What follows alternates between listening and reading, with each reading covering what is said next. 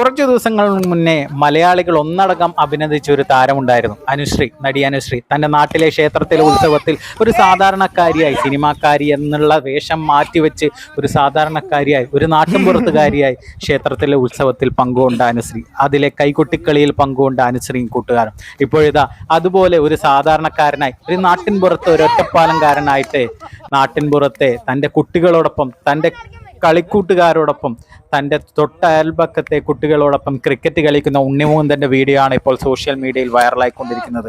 താൻ എത്ര വലിയ താരമായാലും തൻ്റെ നാടും തൻ്റെ നാട്ടുകാരും തൻ്റെ കൂട്ടുകാരും തൻ്റെ ബന്ധുക്കളും ഒക്കെ നെഞ്ചിൽ തൻ്റെ ഹൃദയത്തോട് ചേർക്കപ്പെട്ടവയാണെന്ന് പറഞ്ഞു വെക്കുന്നതായിരുന്നു ഉണ്ണിമുകുന്ദൻ തന്നെ പങ്കുവെച്ച കുട്ടികളോടൊപ്പമുള്ള ആ ക്രിക്കറ്റ് കളി.